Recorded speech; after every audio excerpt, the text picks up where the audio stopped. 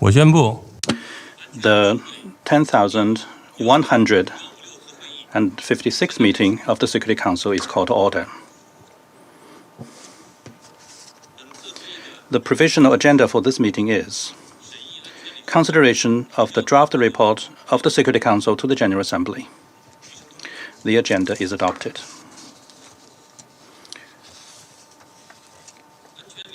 The Security Council will now begin its consideration of item 2 of the agenda.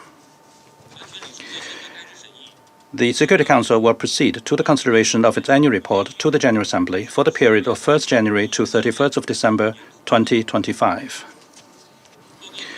The draft report has been provided to the members of the Council. The introduction of the draft report was prepared by the delegation of Pakistan, with the participation of other members of the Council. The body of the report was prepared by the Secretariat.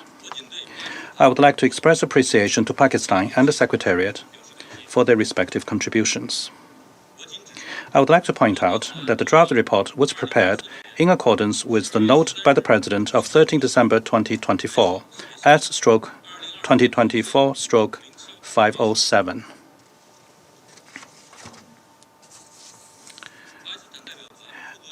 I now give the floor to the representative of Pakistan, whose delegation was responsible for drafting the introduction of this year's annual report. I give the floor to the representative for Pakistan for the floor.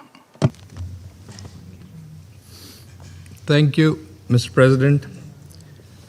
I believe the absence of most of the PRs here does not diminish the importance of this annual report. President Pakistan has the honor to introduce the draft annual report of the Security Council to the General Assembly for the period 1st January to 31st December 2025. And we trust the report will receive the unanimous support of Council members. In accordance with Article 24, Paragraph 3 of the Charter, the Security Council submits an annual report on its activities to the General Assembly for its consideration and discussion by the wider membership. We regard this process as a vital instrument of transparency, accountability, and institutional dialogue between the Security Council and the wider UN membership. In its capacity as President of the Security Council for July 2025, Pakistan was entrusted with coordinating and preparing the introduction to this report. Our objective was not to have a perfunctory document, but a substantive and analytical account that faithfully reflects the Council's work, deliberations, and challenges and outcomes during the reporting period. We also sought to provide greater clarity and context regarding the evolving situations confronting the international peace and security in which the Council works. The report before you is comprehensive. It highlights that during 2025, the Security Council remained actively and meaningfully engaged in addressing a wide range of pressing issues related to the maintenance of international peace and security. The Council dealt with complex and interrelated crises across different regions of the world, and its agenda also reflected the gravity and scale of contemporary threats to international peace and security, including ongoing and new conflicts, emerging threats, humanitarian crises, and the range of responses from protection of civilians to peacekeeping, peace building, and conflict prevention, and peaceful settlement of disputes, and cooperation with regional and sub-regional organizations. Despite persistent conflicts, growing humanitarian emergencies, and heightened geopolitical tensions, which at times complicated efforts to advance political settlements and collective action, the Council continued to play a central role in promoting stability, supporting peace processes, and reinforcing multilateral cooperation in pursuit of durable peace and security. As for the process of preparing this report, Pakistan endeavored to follow an open, constructive, and inclusive approach. In this regard, in line with Presidential Note 507 and General Assembly Resolution 79/327, and in coordination with the President of the General Assembly, an informal meeting of the wider membership was convened on 16th January 2026. The exchange of views was candid, constructive, and forward-looking. The perspectives shared by member states proved valuable in enhancing and strengthening the quality of the report. And we also followed closely the views expressed by non-council members at the wrap-in and wrap-up sessions that take place every month. We are pleased that negotiations on the introductory section were concluded in a spirit of cooperation and mutual accommodation, enabling agreement on the text at an early stage in February. This achievement was made possible by constructive engagement and hard work of all council members, including our outgoing colleagues in Algeria, Guyana, Sierra Leone, Slovenia, and the Republic of Korea. Therefore, we deeply appreciate all of you for your substantive cooperation, support, and contribution. This also demonstrates that despite divergence on specific issues, the Security Council can work collectively and responsibly in discharging its responsibilities under the Charter. And we are also grateful to the Secretariat, particularly the Security Council Affairs Division, for their professionalism, dedicated support, and editorial advice throughout this process. President, whereas best effort has gone into this report to make it as comprehensive, objective, and analytical as possible, we believe the council members and the wider membership would appreciate that there is always a room for more. This is an ongoing and collective effort. We look forward to hearing the views of the wider membership on this report and on ways to further strengthen the relationship between the Security Council and the General Assembly in line with the UN Charter and the principles of transparency, accountability, and multilateral cooperation. I thank you. I thank the representative of Pakistan for the statement. I thank the delegation of Pakistan and other delegations and Ambassador, Your Excellency yourself, for the contributions made in this regard. I would like to thank the SCAT for the contributions they made. My understanding is that the Council is ready to proceed to the adoption of the draft annual report. May I take it that the draft report is adopted by the Council? There being no objection, it is so decided. This decision will be reflected in a note by the President of the Council of the Security Council to be issued as document S/2026/426. The meeting is adjourned.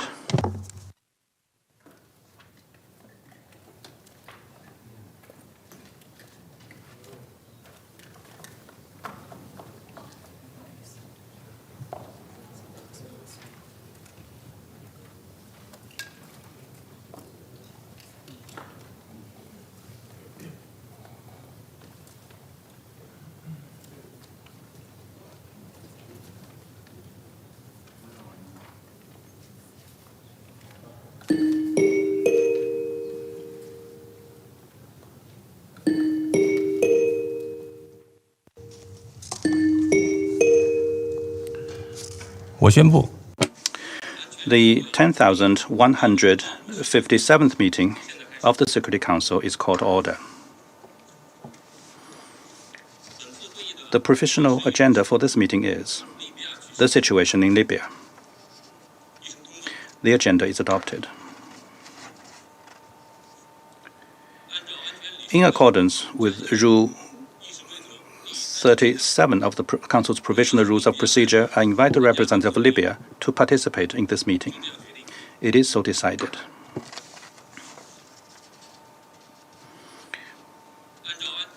In accordance with Rule 39 of the Council's Provisional Rules of Procedure, I invite Ms. Najam Shamim Khan, Deputy Prosecutor of the International Criminal Court, to participate in this meeting. It is so decided.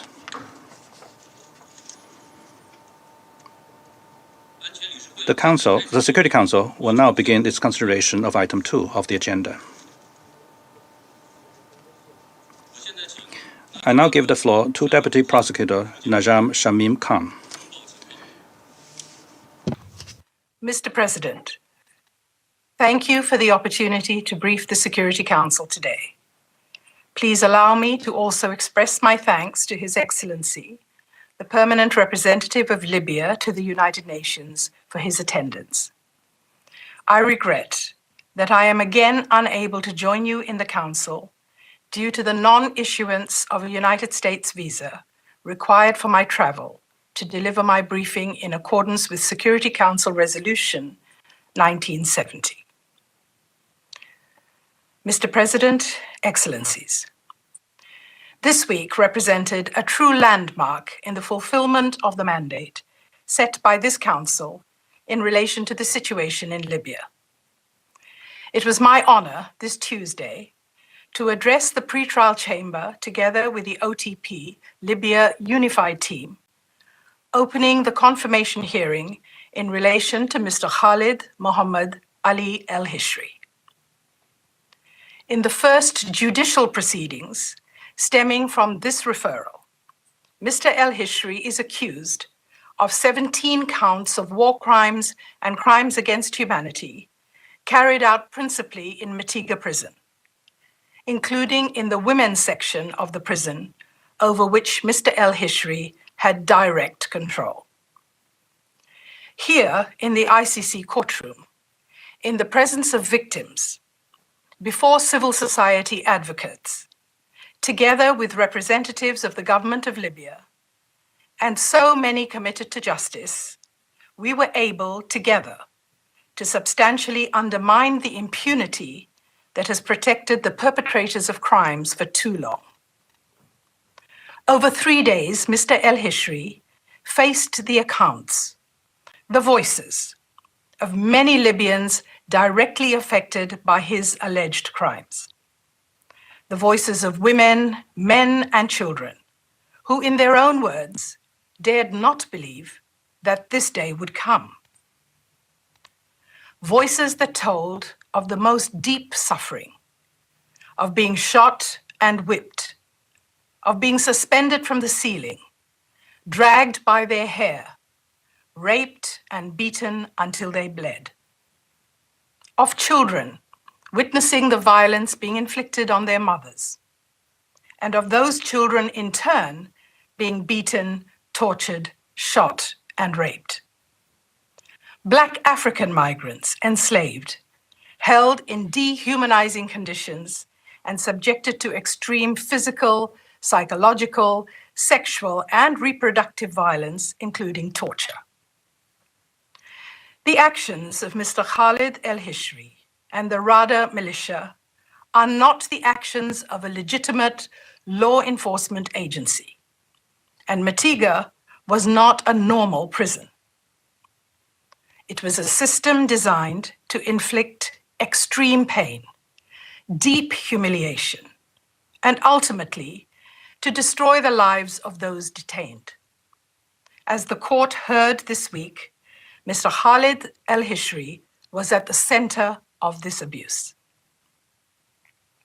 Mr. President, Excellencies, we know from those women who have given their voice to this case, and from so many Libyans in The Hague with us this week, that simply to hear these accounts being put to Mr. El-Hishri in a court of law has brought some measure of justice, of healing, a feeling that finally the equal value of their lives is recognized. But this is just the beginning of the process of justice. Following submissions by the victims' legal representatives and the defense, the confirmation hearing has now concluded. In the event that charges are confirmed, our office stands ready to commence trial promptly. We remain focused on ensuring that this process ultimately leads to the full recognition of victims' experiences through the conviction of Mr. El-Hishri. Mr. President, Excellencies, as we reflect on this significant, if only the first step towards justice for many Libyans, it is important to underline how this hidden story of Matiga was finally brought into the open. This would not have happened without the courage of the victims who called for truth and justice for what happened behind those dark walls. Our collaboration with civil society has also been central to this case and continues to be a core pillar of all our activities. I wish to extend our sincere appreciation to all victims groups and civil society organizations involved in documentation efforts who have contributed so fundamentally to what we saw in court this week. Our commitment to continually build and strengthen our relationship with civil society is as firm as ever. In the last reporting period, our office had over 186 engagements with CSO partners, including through the virtual roundtable with over 35 organizations that I was pleased to participate in recently. And in those discussions, I have been clear. The office is working intensively to ensure that the presence of Mr. El-Hishri in the ICC courtroom reflects only the start of a much more profound journey towards meaningful justice. As reflected in my report, the Libya Unified Team is on the ground in many locations, collecting a wide range of information and evidence in support of our investigations into crimes related to the 2014 to 2020 operations, as well as further expanding accountability efforts in relation to crimes committed in detention facilities in both the west and the east of Libya. Indeed, currently, a total of 9 public arrest warrants in the situation await execution. There remain other hidden stories of intense cruelty in Libya, which together we can also bring into the light.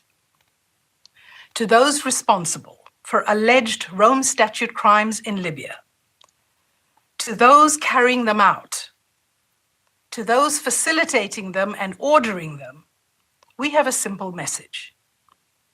Know that our office remains committed to delivering accountability for your acts, and we are moving at a speed across our lines of inquiry to ensure the rights of those that you have mistreated are vindicated in a court of law, as we saw here in The Hague this week.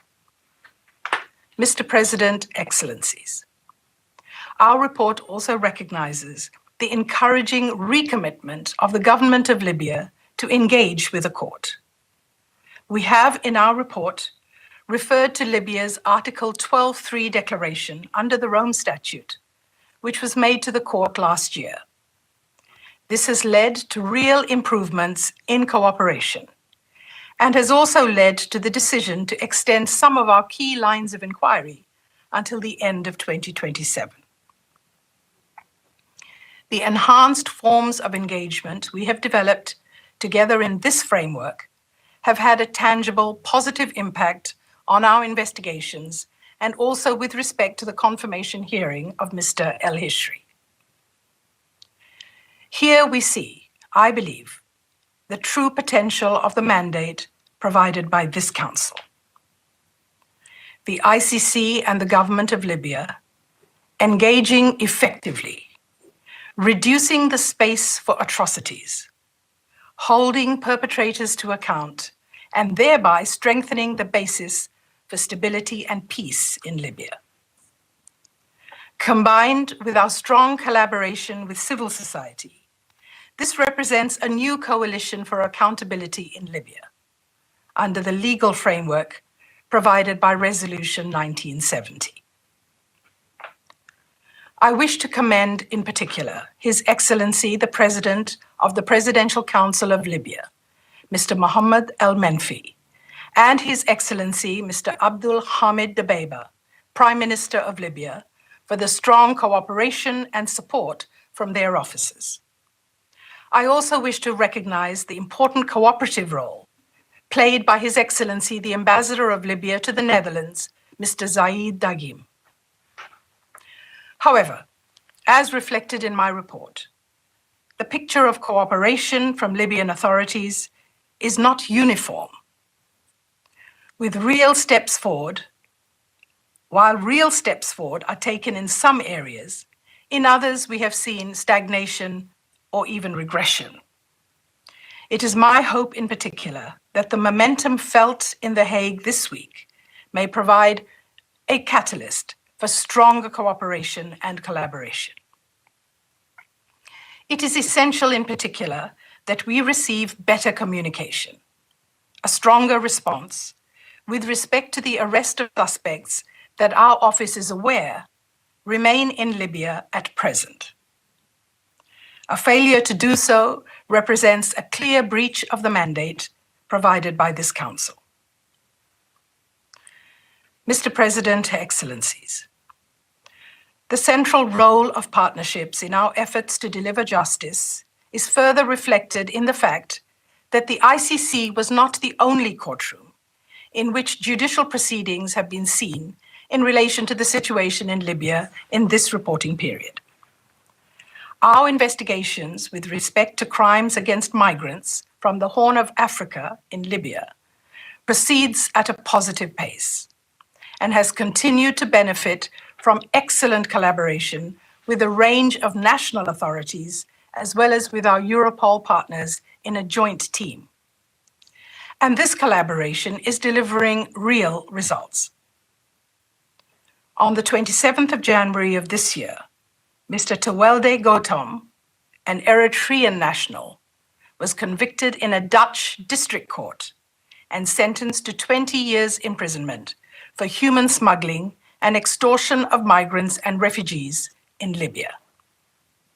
A second defendant, Mr. Kidane Zacharias Hapta Mariam, accused of similar offenses, has recently been extradited from the United Arab Emirates to the Netherlands to stand trial. In both of these cases, the ICC Office of the Prosecutor has provided concrete information and evidence to the Netherlands authorities that have directly supported national investigations and ultimately, through our collective action, has led to further results for victims. This represents an undertaking made by the Office of the Prosecutor. 2 years ago, as we launched our policy on complementarity and cooperation, we committed to increasing our support for domestic investigations into international crimes. We now see that policy come to life in Dutch domestic courts for Libyan victims. And we remain strongly committed to further expanding the support we provide to national authorities across situations addressed by the ICC. Mr. President, Excellencies, if I may, I would like to conclude as I began, with the voices of victims that we heard so clearly in the courtroom of the ICC here in The Hague this week, with the direct words of one victim reflecting on this moment.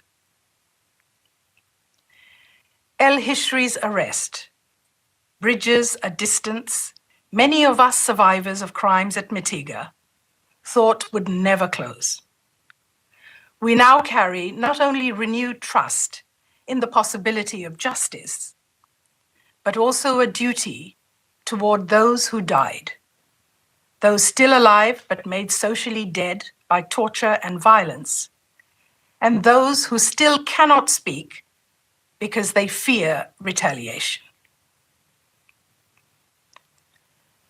It is through these words, through the proceedings of the last days, that we see the deep relevance of justice to victims of conflict and atrocity crimes. We have seen the powerful hope that accountability can bring even in the darkest of spaces. That is the same hope that this Council expressed 15 years ago when it referred the situation to the ICC. Much time has passed since then, but we have seen clearly, without any doubt, that this hope remains. It has not been extinguished. Victims, CSOs, working together with our office, have not allowed it to fade. By cooperating more effectively, by partnering with Libyan authorities, by meeting the desires of the Libyan people for justice, and by showing clearly to those inflicting suffering in Libya that they will see consequences for their actions. In the coming period, we will continue to move to fulfill the mandate of this Council in a more profound manner. To do this, we need your support, the support of all states, so that we may show Libyans that the hope given by this Council will now truly be vindicated. I thank you.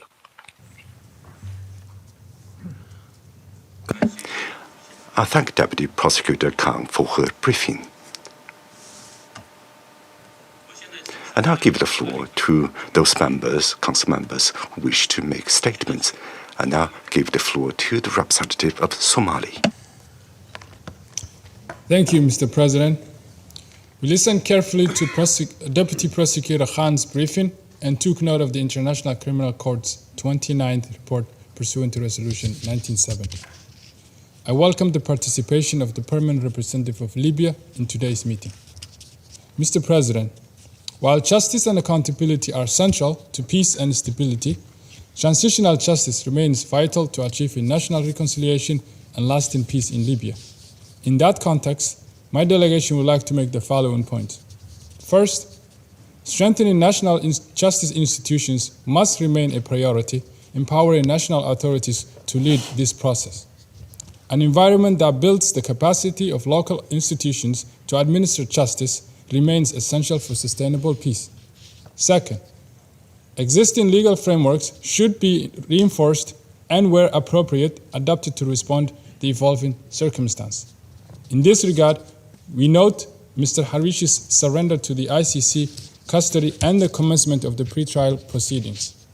This month, the judicial accountability is sustainable only when rooted in national efforts, aspirations, and it reinforces domestic ownership.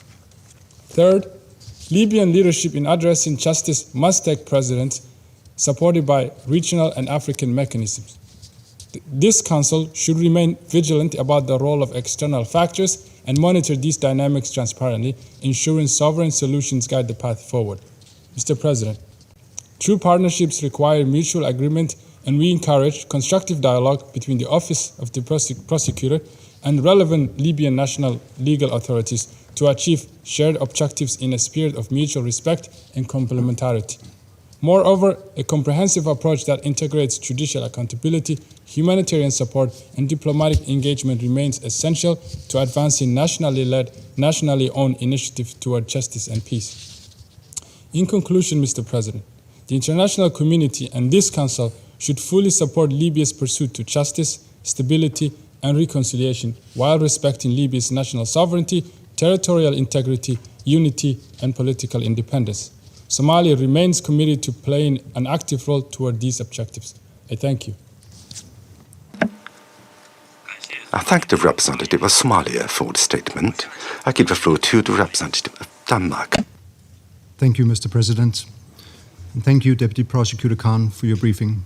We regret that you once again were not able to brief the Council in person, as mandated by the Council, due to a visa not being issued. We reiterate our concern that this severely limits the Council's opportunity to follow up on important matters referred to the ICC. I would also like to welcome the permanent representative of Libya to the meeting today. Mr. President, allow me to make 3 points. First, Denmark welcomes the substantial progress made by the Office of the Prosecutor in pursuing its mandate under Resolution 1970. We are particularly pleased to note that the surrender of Mr. al-Hishri to ICC custody has enabled the start of judicial proceedings. This marks a significant and encouraging milestone towards accountability for victims and affected communities, as well as for the response of the ICC to the referral by this Council. We express our sincere appreciation to Germany for their support in facilitating this important step, and we urge all state parties to comply correspondingly with their cooperation obligations under the Rome Statute. In light of these achievements, we recall earlier statements by the Office of the Prosecutor on completing the investigations under this referral and encourage the Office to elaborate on the status of these efforts in the next report. Mr. President, my second point. We recognize the steps taken by the Libyan government to strengthen its cooperation with the Office of the Prosecutor in line with Resolution 1970 and Libya's declaration under Article 12.3 of the Rome Statute. In this context, however, we once again urge the Libyan Attorney General to increase its cooperation with the court in accordance with its obligations. This includes providing access to its investigations into crimes in Tahuna, as well as responding to requests for assistance concerning Mitika prison. It also entails the surrender of suspects subject to ICC arrest warrants. My third point, Mr. President. Denmark stresses the importance of engagement with civil society and victim associations, which is key to strengthening the fight against impunity. In this regard, we recognize and are pleased to note the Office of the Prosecutor's continued engagement. To conclude, Mr. President, I wish to reiterate Denmark's unwavering support for the court as an independent judicial institution. Continued support for the court's efforts to ensure accountability is essential to the completion of the Libyan reconciliation process, as well as underpinning UNSMIL's efforts to promote sustainable peace in Libya. We remain firm in our commitment to defend the court and the principles and values enshrined in the Rome Statute. I thank you. I thank the representative of Denmark for the statement. I give the floor to the representative of France. Monsieur le Président. Mr. President, I'd like to thank Deputy Prosecutor Khan for presenting the 31st report submitted pursuant to Resolution 1970, and I regret that, as Denmark said just now, that the Deputy Prosecutor was unable to address the Council in person due to a lack of visa. France underscores the importance of respecting the obligations arising from the Headquarters Agreement of the United Nations. It notes that this is the second time that such a situation has occurred, and recalls that the Council's ability to hear persons it invites under Article 39 of its Provisional Rules of Procedure must not depend on the positions or decisions of any state, whoever that may be. Mr. President, it is nevertheless useful that this meeting can be held by video conference, given the importance of the court's work in Libya, on which I would like to emphasize 3 points. Firstly, the ICC's action in Libya is producing results. The arrest and surrender to the court of Khalid Mohammed Ali al-Hishri on the 1st of December of last year, pursuant to an arrest warrant issued by the pre-trial chamber for alleged war crimes and crimes against humanity, constitutes a major step forward in the fight against impunity. It sends a strong message to victims and to the Libyan population. That is, the ability of international justice to respond to the most serious crimes and hold accountable those that are accused of committing them. The arrest and appearance of Ali al-Hishri are the result of painstaking investigative work. The collection and analysis of evidence, missions conducted in several states, and the use of a wide range of investigative tools involving audio and video materials, forensic data, satellite imagery, and more. This investigative work continues in Libya and will lead undoubtedly to further arrests and additional indictments. We have also followed very closely this week the confirmation of charges hearing in the Al-Hishri affair. We also highlight the efforts undertaken to locate individuals who remain subject to public arrest warrants and recall the importance of the full cooperation of all concerned states with the court in the execution of those warrants. Mr. President, secondly, the effectiveness of the ICC depends on effective cooperation with the Libyan authorities, third states, and civil society. With regard to Libya, the declaration made under Article 12.3 of the Rome Statute is a positive first step. We call on the Libyan authorities to cooperate fully with the ICC in order to achieve tangible results for victims and for the Libyan population. This Libyan declaration remains in force until the end of 2027. As the Office of the Prosecutor has already noted, an investigation cannot continue indefinitely. France, therefore, on this point, notes the Office of the Prosecutor's statement, according to which her office feels that various lines of investigation in this situation will be capable of being concluded by the end of 2027. Cooperation regarding the situation in Libya also includes cooperation between the ICC and the courts of third states, in accordance with the principle of complementarity. One example is the cooperation between the Office of the Prosecutor with members of the Joint Investigation Team, particularly the Netherlands, whose courts, as has been said, recently handed down a conviction on human smuggling against an Eritrean smuggler. This demonstrates determined and effective action against those responsible for serious human rights violations linked to human trafficking. Cooperation between the prosecutor's office is also effective, working together with Libyan civil society organizations and victims' associations. This is essential cooperation not only for the effectiveness of investigations, but also for taking victims' expectations into account. Mr. President, thirdly, the ICC's work contributes to the broader United Nations efforts to revive the political process in Libya. A solution is emerging that could allow Libya to regain its unity, stability, and sovereignty. We renew our support for the Special Representative of the Secretary-General for Libya, Ms. Hannah Tete.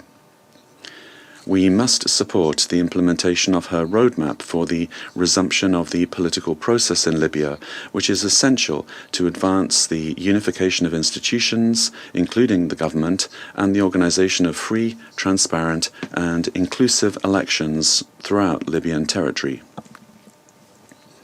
The enthusiasm generated by the most recent municipal elections reflects the Libyan people's aspiration to decide their own future. The pursuit of justice and the rejection of impunity are also aspirations of the Libyan people. It is to these aspirations that the ICC responds, not alone, but together with other competent jurisdictions. Those who criticize the ICC would do well to remember this. Mr. President, the Court can continue to count on France's unwavering support for its independent and impartial work, whether in Libya or elsewhere. That support also entails a refusal, namely the refusal of sanctions imposed against the court, its personnel, and those who cooperate with it. We once again call for those sanctions to be lifted. Thank you. I thank the representative of France for the statement, and I'll give the floor to the representative of the United States. Thank you, Mr. President. At the outset, I must reiterate our ongoing, unequivocal opposition to the ICC's attempts to assert jurisdiction over the United States or any U.S. ally that has not consented to ICC jurisdiction. The core U.S. objections to the ICC have been the same for nearly 3 decades. To date, however, we have seen no indication that the ICC intends to reform its behavior or that states parties will exercise appropriate oversight and management of the court.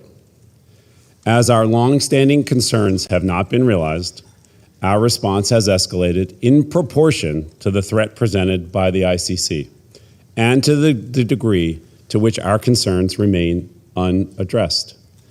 We will continue to take action as needed to safeguard U.S. interests. Let me repeat that. We will continue to take action as needed to safeguard U.S. interests. Turning now to Libya, the United States remains concerned about the lack of respect for rule of law, including in official and unofficial detention facilities across the country, that has allowed abuses to occur with impunity. Lasting political stability in Libya requires a genuine commitment to rule of law, including holding accountable perpetrators of serious human rights abuses. U.S. efforts led by Senior Advisor for Arab and African Affairs, Masad Boulos, to support the unification of Libyan institutions are grounded in the desire of the Libyan people for a government that serves their interests and respects their fundamental rights and freedoms. The United States also encourages Libya to uphold the independence, integrity, and unity of its judiciary.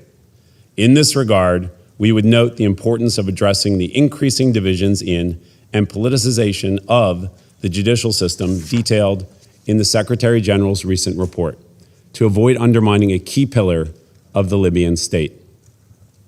We reiterate our long-standing calls on Libyan authorities to ensure that former senior officials of the Gaddafi regime face justice. Ending impunity for those who commit serious human rights abuses in Libya is critical for the country's continued progress on a path to greater unity, stability, and prosperity. I thank you. 感谢。 I thank the representative of the United States for the statement. I now give the floor to the representative of the Russian Federation. Господин председатель. Mr. President, we are here today to consider the 31st report of the Prosecutor's Office of the so-called International Criminal Court on the Libya file, which the ICC has been working on for 15 years now.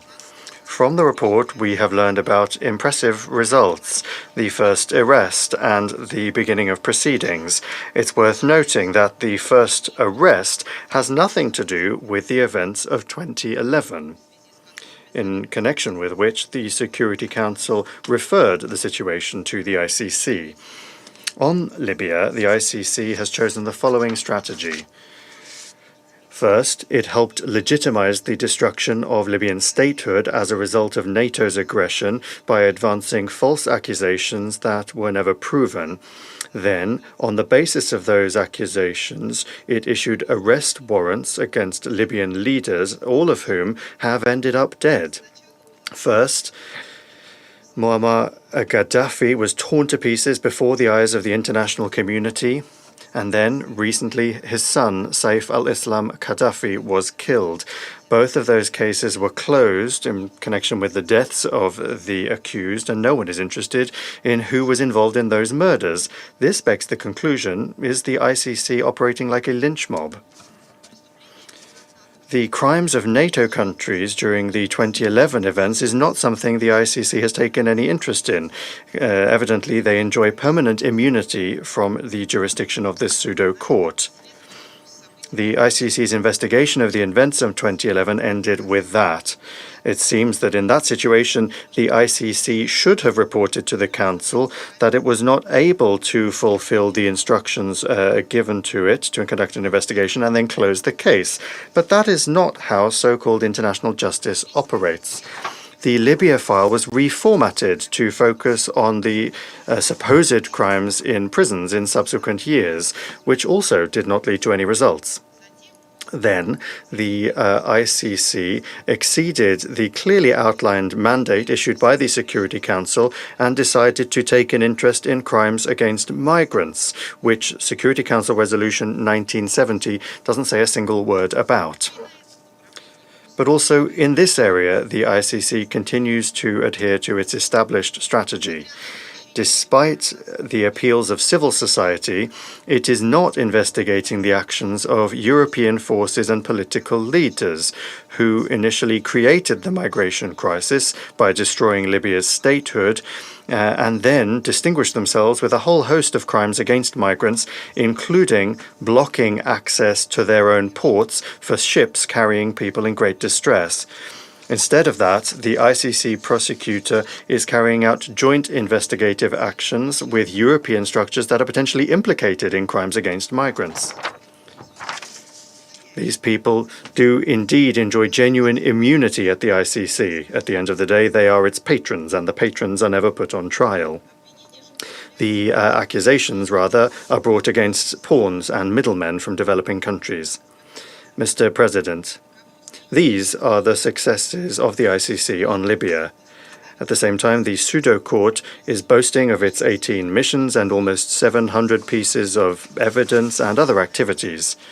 We cannot help but wonder, what has all of this achieved for the Libyan people?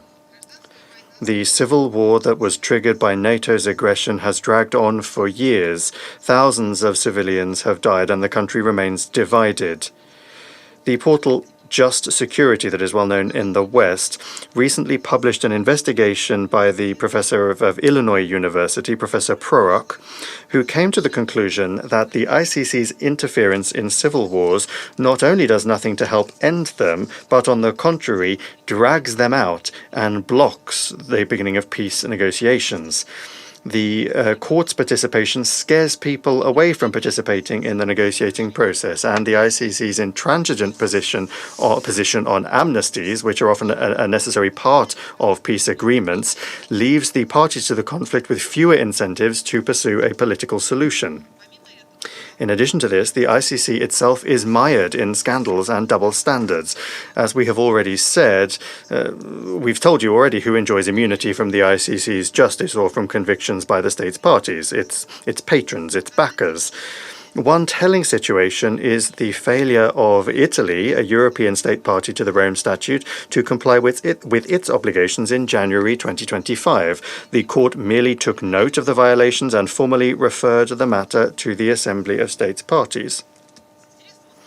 We were interested to learn about the recent revelations by the so-called prosecutor of the ICC, Karim Khan, in the media, saying that the former Prime Minister of the United Kingdom, his fellow countryman, David Cameron, directly threatened him with consequences for the ICC if it were to launch proceedings against the leadership of Israel. Statements like this only confirm what is already obvious. Western countries see this pseudo-court as a purely political instrument. This is particularly convenient for the man who has been accused of sexual harassment and has taken a leave of absence, the pseudo-prosecutor and the British citizen Karim Khan. Particular attention should be paid to reports of his attempts to use his office to put pressure on a supposed victim and to conceal the circumstances of a case.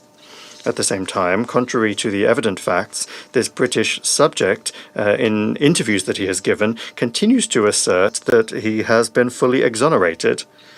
We would not be surprised if the trial against Karim Khan over time is wound up, just like this citizen swept under the carpet the numerous crimes of his Western backers, and to do so he thought up the term deprioritize. Mr. President, as we have underscored many times, a sustainable settlement in Libya will only be possible by strengthening national institutions rather than through externally imposed constructs. The principle of complementarity gives priority to the national justice system, even if the state has made a statement under Article 12.3 of the Rome Statute. The ICC systematically ignores that principle, usurping the will of the Libyan people and devaluing the actions that the Libyan authorities are taking to establish their own accountability mechanisms. In that regard, we would like to recall that the UN support mission in Libya and other UN representatives, they do not have a mandate to cooperate with the ICC. We once again call on the Security Council to acknowledge that the ICC's actions in Libya have not been successful, and we call upon the Security Council to withdraw the Libyan file from the ICC, leaving law enforcement to the Libyan authorities, with the support of the relevant UN entities. And the same should be done with the Darfur file. Thank you. I thank the representative of the Russian Federation for the statement. I now give the floor to the representative of Colombia.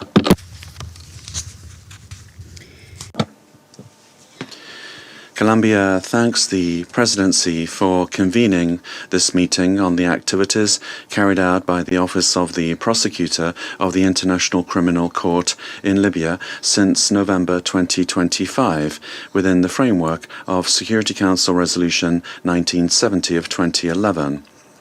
My country also welcomes the permanent representative of Libya to the meeting. Likewise, Colombia would like to thank the Deputy Prosecutor for her report and regrets that it was not possible to have her present in person. Mr. President, Colombia supports peace efforts in Libya and has drawn attention to the importance of the Council remaining alert to the risks of escalation that threatened the stability achieved since the 2020 ceasefire. In this regard, it is concerning that the report points to growing divisions in Tripoli and to increasing fragmentation among judicial institutions. Nevertheless, Libya is an example of positive complementarity. Colombia is familiar with the positive effects of positive complementarity in its own transition towards peace and understands the circumstances that Libya is facing. Therefore, we know that harmonious cooperation with the Office of the Prosecutor of the ICC can contribute to combating impunity for the most atrocious crimes and can help to consolidate peace. Colombia reiterates its call on the Libyan government and, in particular, on that country's prosecutorial authorities to continue cooperating with the office so that its investigations may continue to bear fruit, and those most responsible may be arrested and brought to justice. We also appreciate the willingness of third states to cooperate with the prosecutor's office. We urge the Libyan authorities, neighbouring states and all states to continue cooperating with the office in order to guarantee access to the field and the arrest of suspects when they are found on their territory, particularly in the case of states parties to the Rome Statute in light of the provisions of Article 12.3. Mr. President, the prosecutor's office still has much work ahead of it. It is troubling to see confirmation that there are indeed reasonable grounds to believe that in Libya, particularly in Mitiga prison in Tripoli, crimes against humanity and war crimes were committed. It's also worrying to hear reports concerning the commission of crimes against migrants. In view of this, Colombia calls for the prosecutor's office to be provided with all necessary support to obtain the relevant evidence and to continue ensuring the protection of witnesses against the risk of reprisals.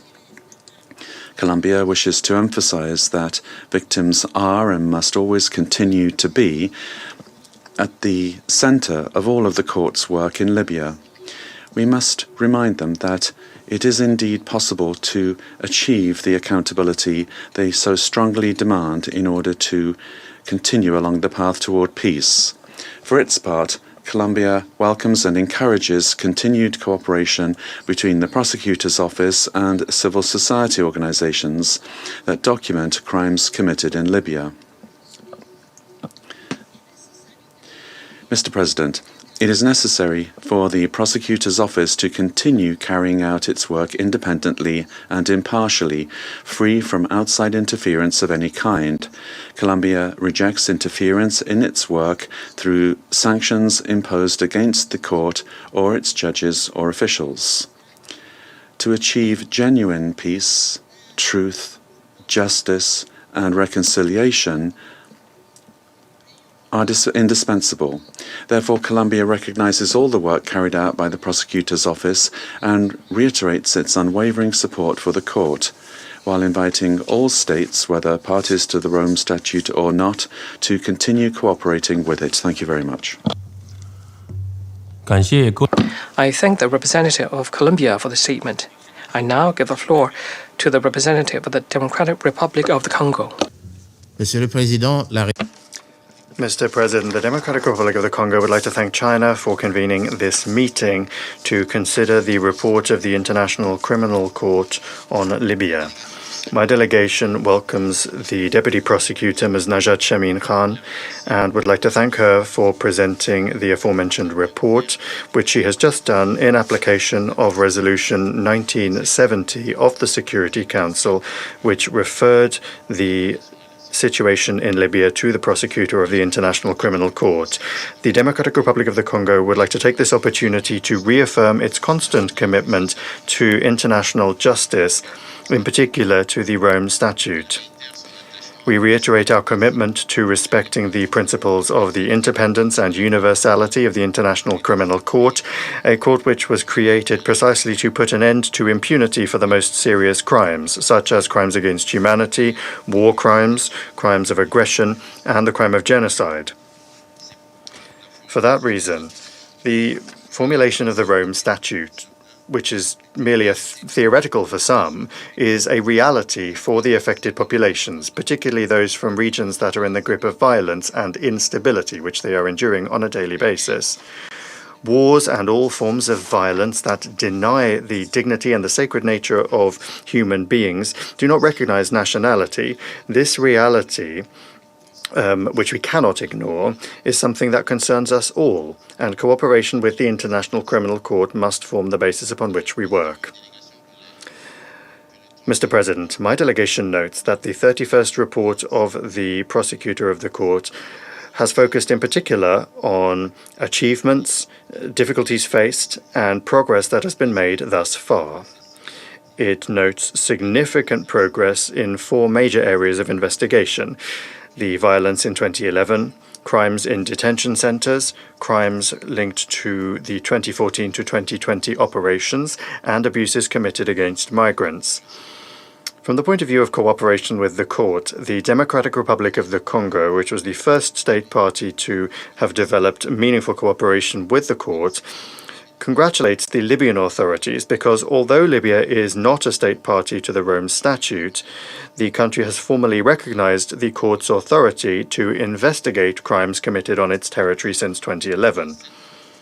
Along the same lines, my country encourages increased cooperation with the neighboring countries of Libya to help put together additional files and to bring new cases at the national and international levels in accordance with the principle of complementarity. The Democratic Republic of the Congo takes note of national investigations underway and the issuance of arrest warrants by the Libyan authorities regarding the Tahuna mass graves. This represents a crucial step towards accountability and justice for the victims and their families.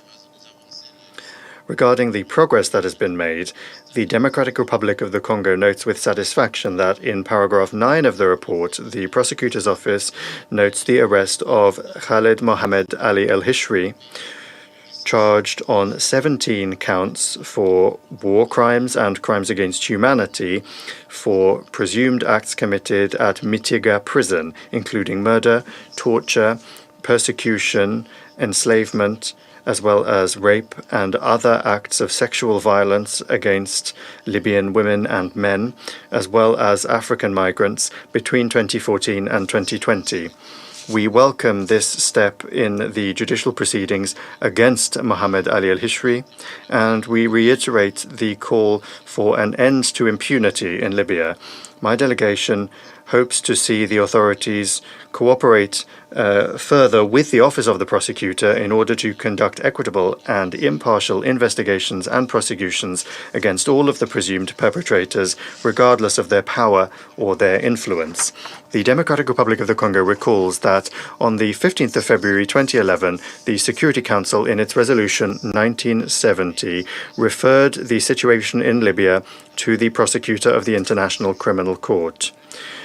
Today, more than 15 years later, the office has passed a significant milestone. For the first time, a suspect has been transferred to the International Criminal Court regarding the situation in Libya, and pre-trial proceedings have been launched for the first time since this situation was referred by the Council in 2011. This is an encouraging development which could help put an end to impunity and achieve justice for all of the victims. Despite the signs of structural dysfunction and fragmentation that have been observed within the judicial institutions in the eastern and western regions of the country, as is noted in paragraph 20 of the report. Mr. President, the Democratic Republic of the Congo notes with satisfaction the significant progress that has been made, as mentioned in paragraph 69, which reports the declaration by the Libyan government accepting the jurisdiction of the International Criminal Court under Article 12(3) of the Rome Statute. This decision is manifest evidence of the Libyan authorities' commitment to justice and to accountability in Libya. My delegation also calls upon the Libyan government to actively cooperate with the Office of the Prosecutor in order to allow for the execution of arrest warrants targeting suspects of the International Criminal Court that are present on its territory. The support of the Libyan authorities remains essential so that the perpetrators of these crimes answer for their actions before justice. Mr. President, notwithstanding the aforementioned achievements, it should be noted that during the period under consideration and in the context of its activities, the office has nevertheless faced certain difficulties linked to a lack of cooperation from the Libyan side, including limited access to a number of documents, a lack of response to certain requests for assistance, focusing on key information, as well as mobility restrictions. Aware of the irreplaceable role of justice as a factor in social cohesion, national reconciliation, peace, security, and stability, the Democratic Republic of the Congo is convinced that peace and justice are complementary. And by way of conclusion, my delegation would like to make 3 requests. First of all, we call upon the Libyan authorities to do everything possible to allow the Office of the Prosecutor to effectively fulfill its mandate in accordance with Resolution 1970 of the Security Council. 2, we encourage the Libyan authorities to continue their cooperation with the Office of the Prosecutor, including by granting the office access to the requested documents and by responding to requests for assistance, focusing on key information as well as regarding mobility constraints. Thirdly and finally, we encourage the continuation of national investigations underway and the issuance of arrest warrants by the Libyan authorities regarding the Tahuna mass graves, as well as strengthening cooperation with neighboring states of Libya in accordance with the principle of complementarity, which represents a crucial step towards accountability and justice for the victims and their families. Thank you. I thank the representative of the DRC for the statement. I now give the floor to Liberia. Thank you. Thank you, Mr. President. We thank the prosecutor for her briefing and welcome the participation of the distinguished permanent representative of Libya. Mr. President, Liberia has seen what happens when a country fragments and territories are governed by competing authorities. In such systems, the administration of justice becomes more challenging, if not elusive. We know this model. Institutions hollow out in competition with each other for authority and public trust, only to lose both. We note efforts by the Libyan authorities toward this end, and Liberia calls for support to Libya in this regard.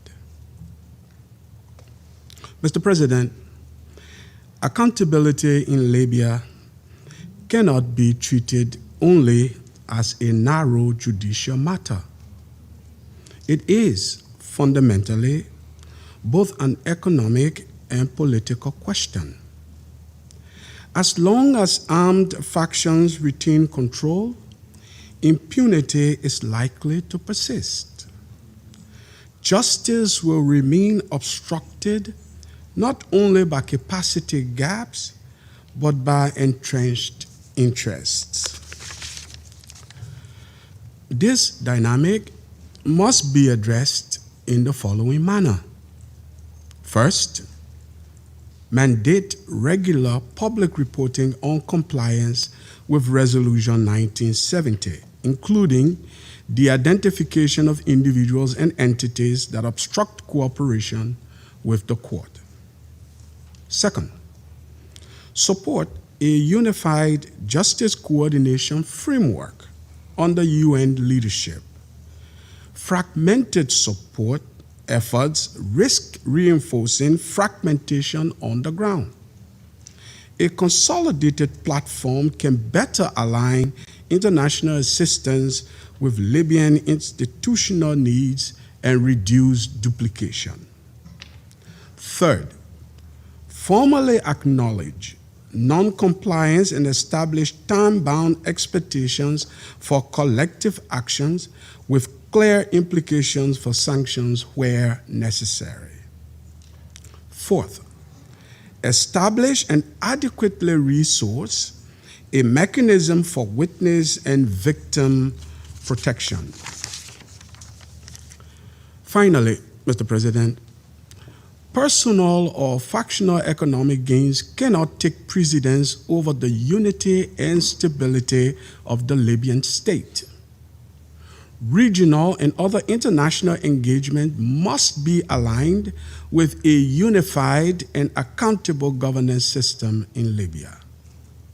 This Council bears responsibility to ensure that the commitments it has made concerning Libya are implemented in practice.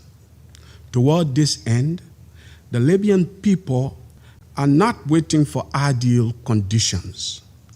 They deserve and are waiting for credible actions toward unity, peace, justice, and stability. No one wants it more than the people of Libya. Liberia recommits to the unity, sovereignty, and territorial integrity of Libya. And I thank you for your attention. I thank the representative of Liberia for the statement. I now give the floor to the representative of Panama. Thank you, Mr. President.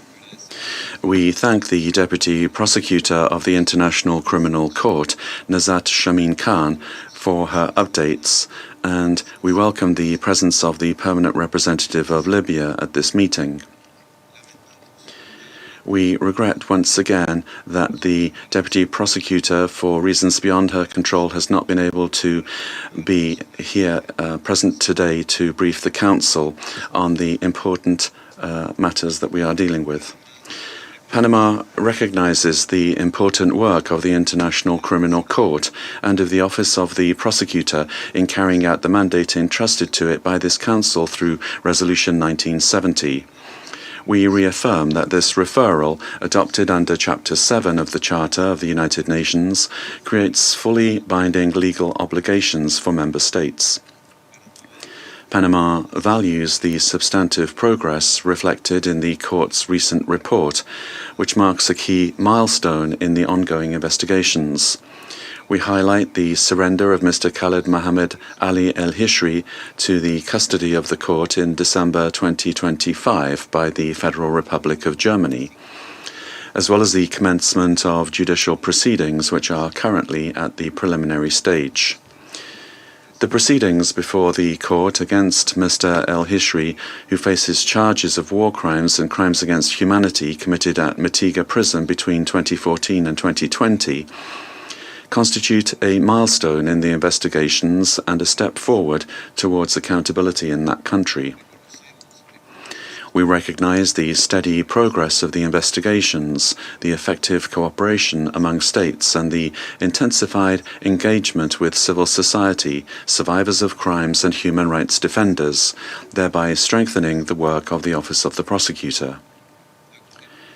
We welcome the progress made in complementarity with national authorities, including the cooperation of the Libyan authorities, and we urge all competent institutions to respond promptly to the Court's requests for assistance, in line with Resolution 1970, adopted by this Council.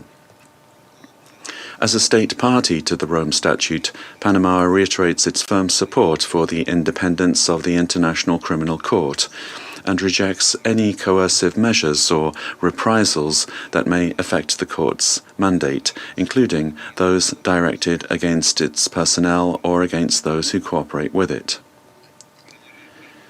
Panama reaffirms that progress in these proceedings represents an essential step toward accountability and justice for victims.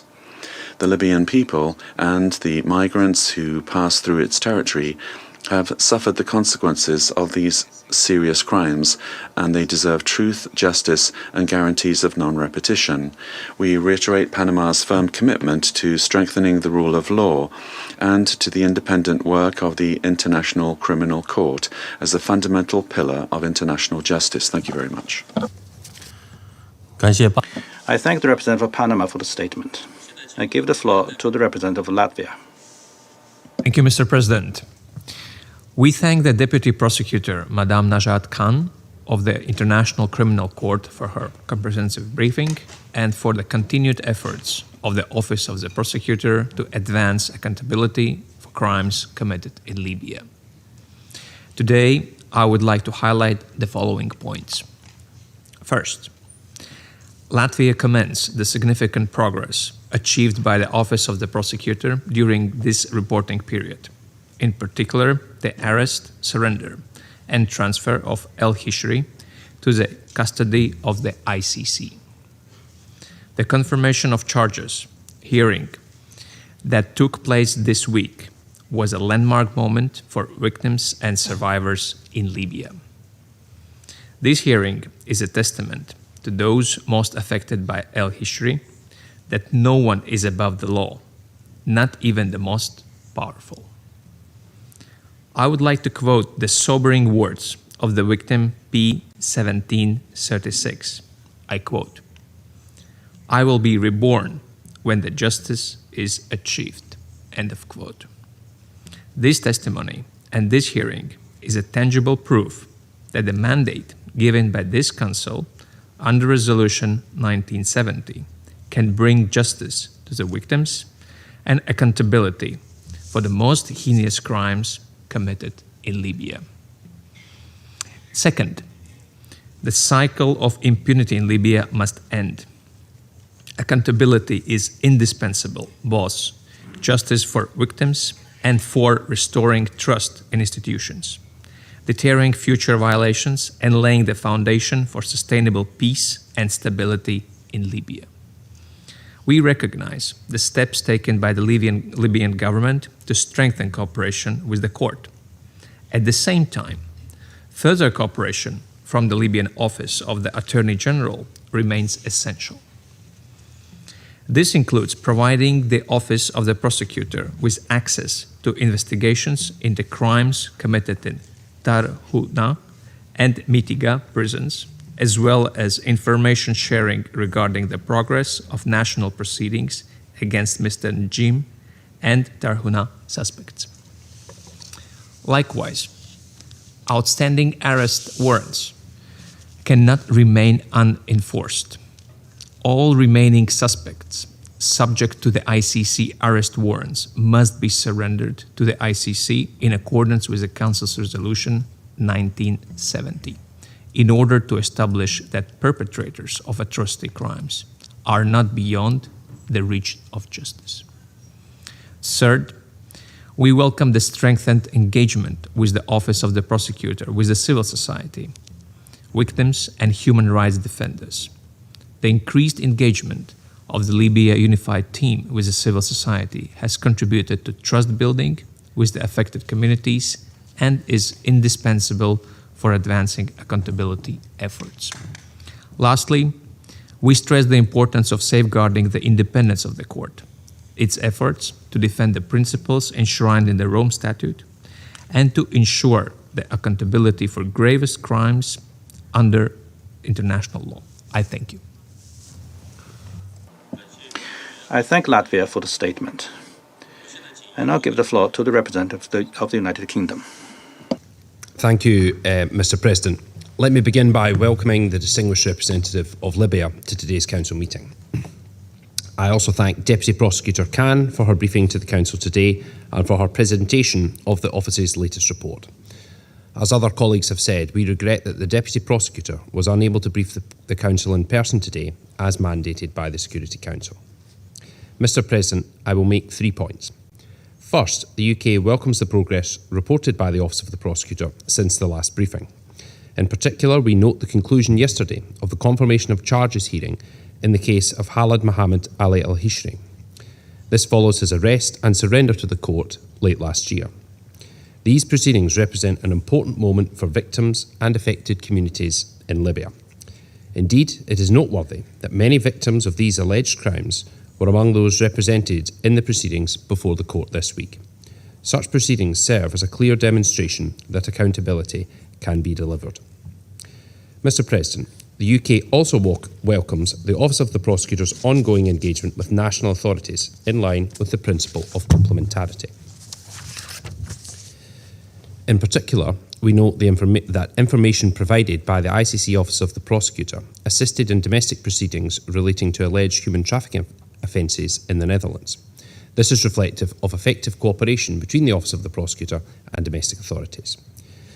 We also urge the Libyan authorities, including the Office of the Attorney General, to take steps in support of continued progress on accountability. Finally, Mr. President, the UK underlines our continued support for the court and its independence. We do not support the sanctioning of individuals or organisations associated with the court. Mr. President, accountability remains key to ensuring stability in Libya. The progress reported today is encouraging in that regard. For our own part, the UK reiterates our support for the court in its efforts to deliver justice for the people of Libya. Thank you. I thank the United Kingdom for the statement. And I'll give the floor to the representative of Bahrain. سيد الرئيس بداية أرحب بنائبة المدعي العام للمحكمة. Mr. President, at the outset, I wish to welcome the Deputy Prosecutor of the International Criminal Court, Ms. Khan, and we welcome His Excellency Mr. Tahir El-Soni, Permanent Representative of the Confederate State of Libya. Here I would like to focus on 3 key points. First, reaffirming the importance of respecting the judicial sovereignty of the Libyan state. The Kingdom of Bahrain has taken note of the fact that the State of Libya in May 2025 submitted a declaration to the International Criminal Court pursuant to Article 12(3) of the Rome Statute, allowing the International Criminal Court to exercise its jurisdiction over crimes committed on Libyan territory from 2011 until the end of the year 2027. We have also taken note of the continued engagement between the Office of the Prosecutor and the Libyan national authorities in accordance with the principle of complementarity enshrined in the Rome Statute. This principle underscores the central role of national judicial authorities and the supportive and complementary role of the ICC.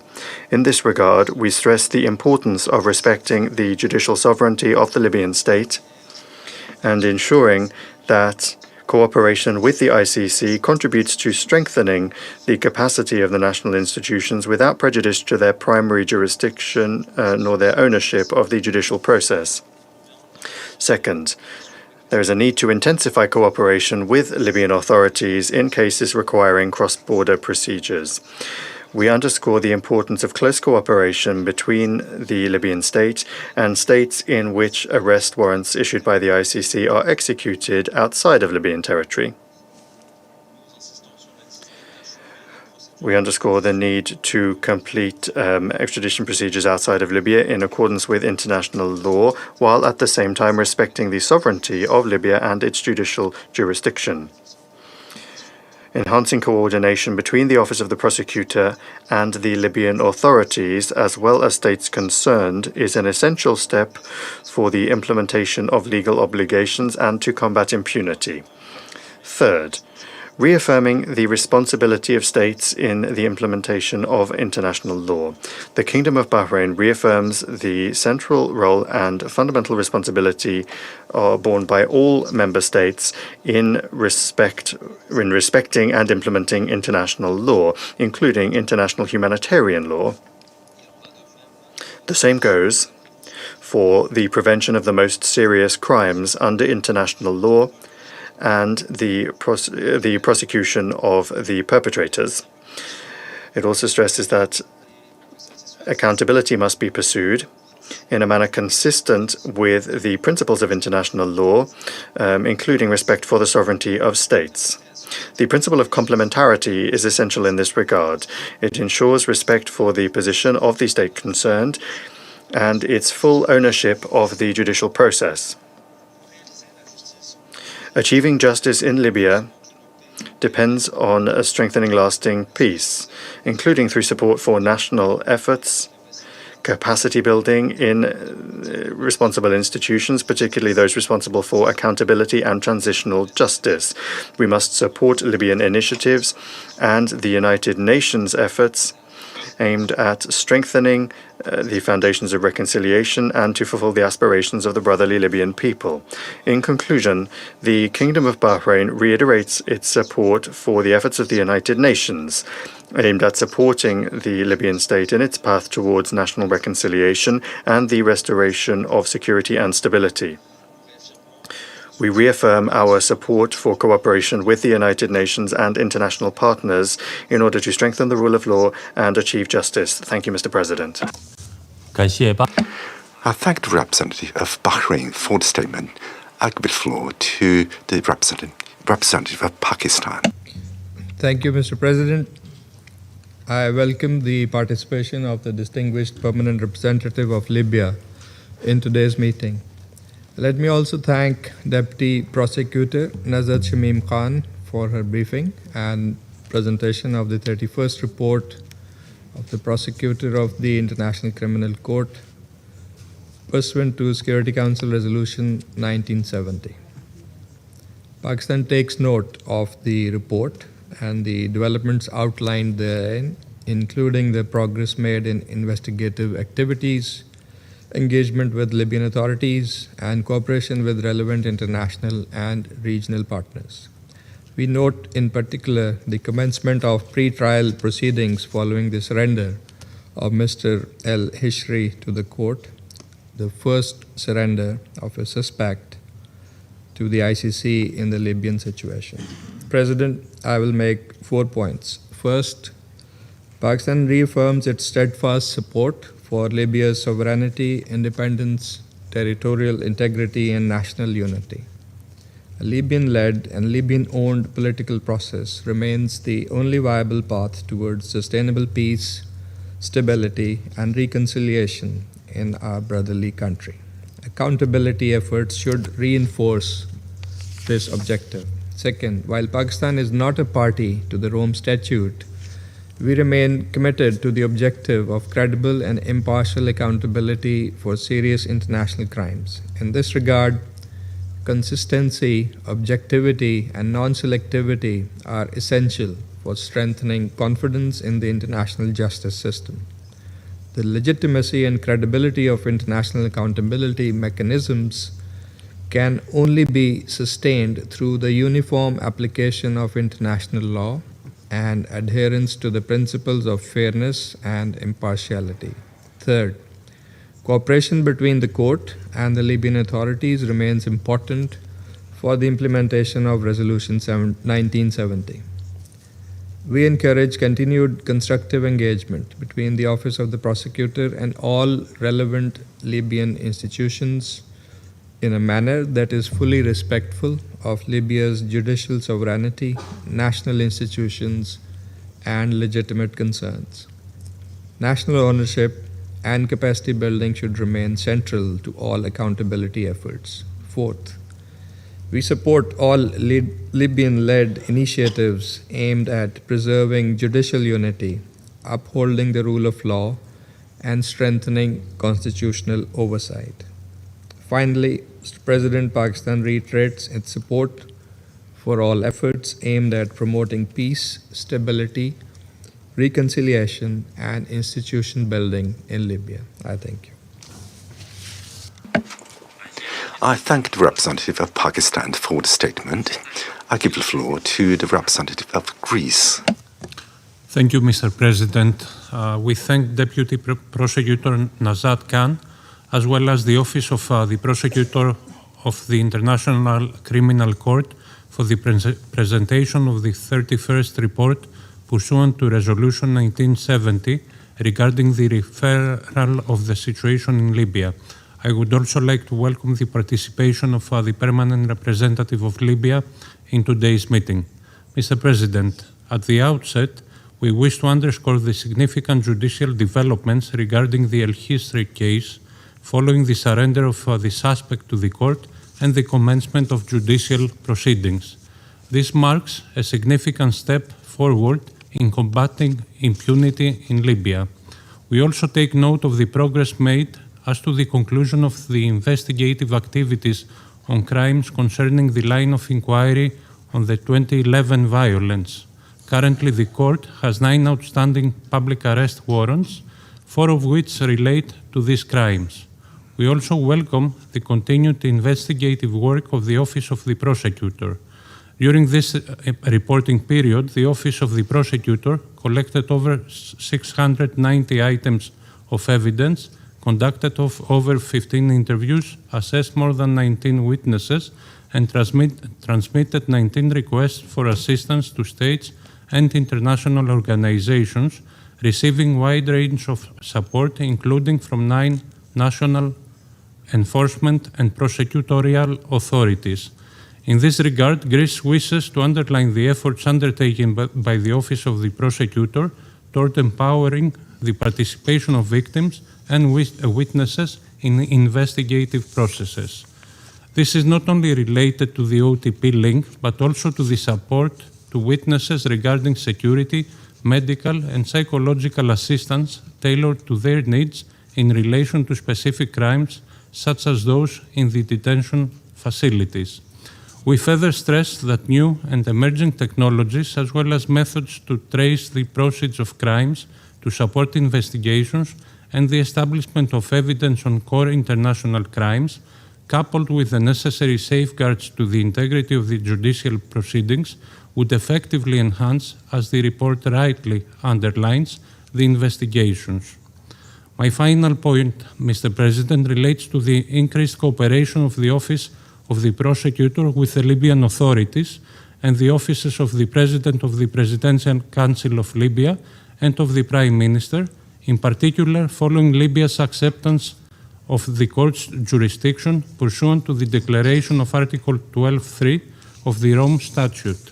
At the same time, we urge the Libyan authorities to proceed with the execution of arrest warrants for suspects residing in Libya, which remains, as the report underscores, unsatisfactory, since cooperation with the Attorney General remains significantly below the level required under Security Council Resolution 1970.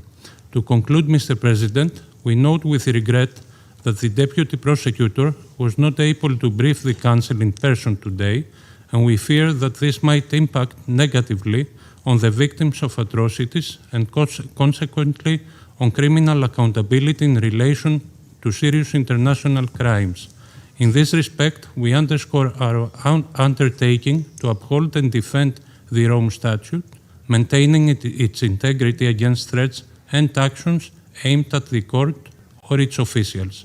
I thank you. I thank the representative of Greece for the statement. I shall now make a statement in my capacity as the representative of China. I have listened attentively to the briefing delivered by Deputy Prosecutor Nazat Khan.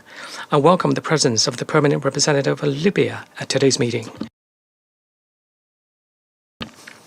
Since the Security Council referred the situation in Libya to the ICC pursuant to Resolution 1970, the court has been conducting investigations into relevant cases. Currently, the situation in Libya remains complex and fragile, and the court's related work continues to attract international attention. I wish to make the following 3 points. First, the court should always carry out its work in an objective and impartial manner. China takes note of the court's recent work regarding evidence collection, investigation, and judicial proceedings, and calls upon the court to continue fulfilling its mandate in strict accordance with facts and the law, and ensure that relevant procedures align with the fundamental principles of international criminal justice. Objectivity and consistency are important bases from which the credibility of the court and the international criminal justice derives. We hope that the court will heed the legitimate concerns of all sides, take concrete actions to elevate international trust in its work, and effectively guard against selective application and double standards. Second, the court should fully respect the judicial sovereignty of states concerned. The principle of complementarity established by the Rome Statute is a cornerstone of the international criminal justice system, and the primacy of national jurisdiction must be fully respected by all. In recent years, Libya has been working to restore its judicial system and advance relevant proceedings. These efforts deserve full recognition by the international community. The court must continue to respect Libya's judicial sovereignty, strengthen communication and coordination with the Libyan authorities, properly handle the relationship between international and domestic justice, and garner greater understanding and support from the Libyan people. Third, all parties should create favorable conditions for peace and stability in Libya. In light of the current political impasse in Libya, the international community should collectively engage relevant Libyan parties, encouraging them to address their differences through dialogue and consultation, participate in UN-led mediation in good faith, and build consensus on holding national elections and unifying institutions. Any work undertaken by the court should serve to strengthen intra-Libyan unity instead of amplifying divisions and tensions. The international community should continue to support Libya in building up its judicial and other capacities and improving its governance. States from outside the region should refrain from undue interference that could inflict fresh shocks upon Libya's peace and stability. Colleagues, for the Libyan people who have endured years of turmoil, peace, stability, and development cannot come soon enough. At this critical juncture, the Council should work with greater unity, forge consensus, uphold the Libyan-led and Libyan-owned principle, and provide Libya with more constructive support. China will work with all parties to firmly support Libya's efforts to safeguard its sovereignty, independence, and territorial integrity. China stands committed to playing a constructive role for the early realization of national unity and lasting peace in Libya. I resume my function as President of the Council. I now give the floor to the representative of Libya.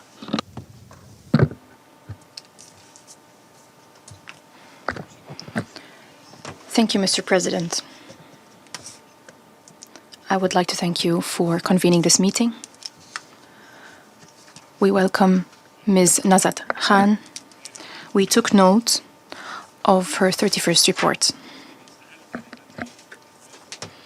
I have been tasked to convey to you, Ms. Khan, and your team, the thanks and appreciation of the Prime Minister of the Government of National Unity, Mr. Abdulhamid Dbeibeh, for your efforts. Allow me to quote him.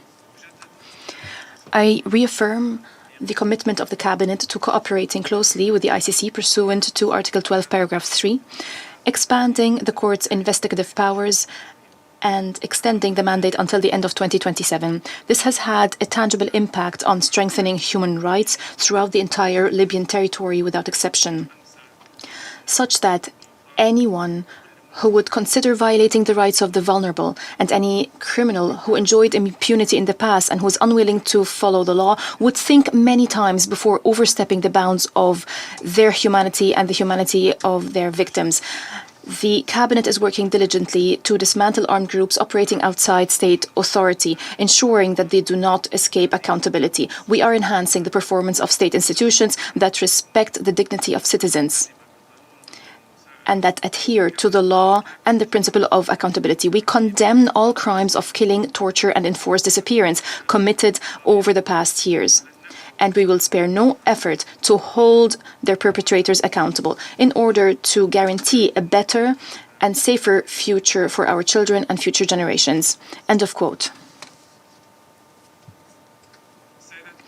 Ladies and gentlemen, as cooperation between the court and the Libyan authorities is expanding to promote human rights and combat impunity, we stress the importance of prosecuting perpetrators of war crimes, crimes against humanity, and genocide, based on the principle of judicial complementarity and burden sharing with the national judiciary to strengthen the rule of law and human rights, and to end impunity in partnership with Libyan institutions. We stress once again that extending cooperation until the end of 2027 strengthens the court's jurisdiction based on the fundamental principle, the principle of complementarity rather than substitution. The Libyan National Judiciary is the mandate holder. Judicial complementarity can be invoked. The role of the court remains through cooperation and the exchange of evidence when national proceedings or the prosecution of suspects are not feasible. Within our commitment to the declaration based on Article 12, Paragraph 3, my delegation stresses that any unlawful acts or practices that may be committed by state employees are individual actions that do not represent state policy or the policy of state institutions and do not reflect official instructions. Responsibility for such acts remains an individual personal responsibility borne by the perpetrator. The commission of such acts does not entail any obligation on the state to pay compensation arising from those acts. Ladies and gentlemen, in this context, it is important to commend the efforts of the Office of the Attorney General in Libya, especially in the case of the mass graves in Tarhuna. The office has investigated hundreds of cases and issued arrest warrants against suspects. We call on the court to exert pressure on states to apprehend suspects who are outside of the country, particularly member states that are signatories to the Rome Statute, in order to arrest suspects and surrender them without any delay. This file represents one of the worst atrocities committed in my country. Unfortunately, this issue was only mentioned by 3 members of the Council today. I would also like to address Libya's efforts in combating human trafficking and migrant smuggling. Numerous cases were filed. Suspects of various nationalities were apprehended. The government has also launched a national and international initiative in 2024 with the participation of UN organizations and international organizations to address this phenomenon and strengthen cooperation. We stress once again that any violations by individuals do not represent state policy. We reject impunity and we support building a state of institutions where the rule of law prevails. We also stress that crimes are imprescriptible. The national judiciary has a valuable history and enjoys the support and confidence of the Libyan people despite significant challenges and difficulties. We call for strengthening the principle of complementarity and channels of communication through accredited diplomatic channels. We take this opportunity to draw the Council's attention to the growing activity of transnational organized crime networks and human trafficking networks, as indicated in the latest report. In addition, the report of the panel of experts issued last month drew attention to the worsening phenomenon of oil smuggling. These activities systematically deplete the capabilities of the Libyan people and erode their sovereign wealth. Proceeds from oil smuggling contribute to the financing of destabilizing activities. In this context, we request the Council to take into account the technical and procedural observations submitted by the National Oil Corporation on the report, particularly with regard to the methodology of data verification, mechanisms of attributing responsibility, and the accuracy of some conclusions and information related to the export movements and operational processes. We call upon the Council once again to support efforts to impose sanctions on the real perpetrators and dismantle criminal networks, and move from the stage of monitoring and documentation to practical measures based on precise verification of facts and evidence.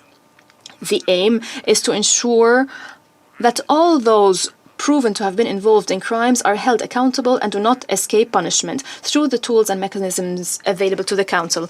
Ladies and gentlemen, very briefly,